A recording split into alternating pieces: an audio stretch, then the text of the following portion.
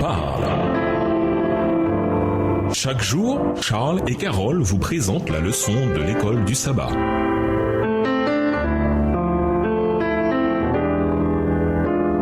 Bienvenue dans votre émission. Dieu nous parle. Nous voilà la leçon de dimanche, révéler le Père. Quels sont les points les plus importants que soulève l'apôtre au début de l'épître aux Hébreux, Hébreux 1, les versets 1 à 4. Hébreux 1, les versets 1 à 4. Après avoir autrefois à plusieurs reprises et de plusieurs manières parlé à nos pères par les prophètes, Dieu dans ces derniers temps nous a parlé par le Fils qu'il a établi héritier de toutes choses, par lequel il a aussi créé le monde, et qui étant le reflet de sa gloire et l'empreinte de sa personne, et soutenant toutes choses par sa parole puissante, a fait la purification des péchés et s'est assis à la droite de la majesté divine dans les lieux très hauts, devenu d'autant supérieur aux anges qu'il a hérité de noms plus excellents que le leur. Les écrivains du Nouveau Testament mettent l'accent à mettre reprise sur une idée importante. Jésus est venu sur terre pour montrer aux êtres humains qui est le Père. Autrefois, la révélation de Dieu parvenait au peuple de manière partielle, par l'intermédiaire des prophètes. Mais en Jésus, la révélation finale est complète de Dieu. La révélation finale et complète de Dieu est venu. En outre, par sa personne même, Jésus est le rayonnement de la gloire de Dieu. Hébreux 1, le verset 3. En tant qu'être humain pécheur, nous ne pourrions supporter un plein accès à la gloire de Dieu. En tant que Fils incarné, Jésus reflète cette gloire. Elle est atténuée dans l'humanité de Christ pour que nous puissions voir et comprendre clairement le caractère de Dieu. Jésus est également l'empreinte de sa substance. Hébreux 1, verset 3, version Darby. Le terme employé ici, le mot grec caractère, est parfois employé pour décrire l'empreinte d'un sceau fait au cire ou la représentation gravée sur une pièce. Ainsi, Jésus est l'expression de sa réalité même. Hébreux 1, verset 3. Si nous voulons connaître le Père, nous devons écouter attentivement ce que dit le Maître de lui-même. Et nous devons aussi observer le Maître. Le Père est visible dans le Fils. Comparons Hébreux 1, les versets 1 à 4 et 2 Corinthiens 4, les versets 1 à 6. Dans 2 Corinthiens 4, les versets 1 à 6, qui est Jésus et qu'apprenons-nous de lui? Hébreux 1, les versets 1 à 4. Après avoir autrefois à plusieurs reprises et de plusieurs manières parlé à nos pères par les prophètes, Dieu dans ces derniers temps nous a parlé par le Fils qu'il a établi héritier de toutes choses, par lequel il a aussi créé le monde, et qui étant le reflet de sa gloire et l'empreinte de sa personne, et soutenant toutes choses par sa parole puissante, a fait la purification des péchés et s'est assis à la droite de la majesté divine dans les lieux très hauts, devenu d'autant supérieur aux anges qu'il a hérité d'un nom plus excellent que le leur. 2 Corinthiens 4, versets 1 à 6. C'est pourquoi, ayant ce ministère selon la miséricorde qui nous a été faite, nous ne perdons pas courage. Nous rejetons les choses honteuses qui se font en secret. Nous n'avons point une conduite astucieuse et nous n'altérons point la parole de Dieu. Mais en publiant la vérité, nous nous recommandons à toute conscience d'homme devant Dieu. Si notre évangile est encore voilé, il est voilé pour ceux qui périssent, pour les incrédules dont le Dieu de ce siècle a aveuglé l'intelligence, afin qu'ils ne vissent pas briller la splendeur de l'évangile de la gloire de Christ, qui est l'image de Dieu. Nous ne prêchions pas nous-mêmes, c'est Jésus-Christ le Seigneur que nous prêchons, et nous nous disons vos serviteurs à cause de Jésus. Car Dieu, qui a dit la lumière brillera du sein des ténèbres, a fait briller la lumière dans nos cœurs pour faire resplendir la connaissance de la gloire de Dieu sur la face de Christ. Tandis qu'ils éduquent d'autres personnes à propos de Dieu, Paul et ses collègues cherchent à refléter l'enseignement de Jésus à propos du Père, en tant qu'image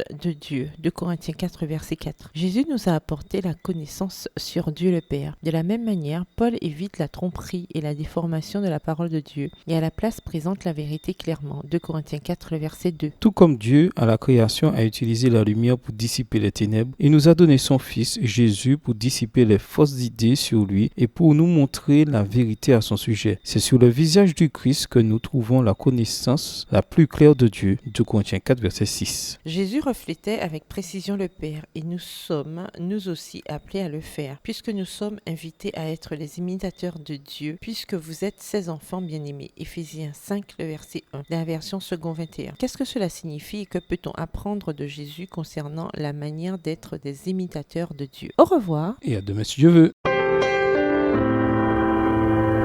Dieu nous parle. Chaque jour, Charles et Carole vous présentent la leçon de l'école du sabbat.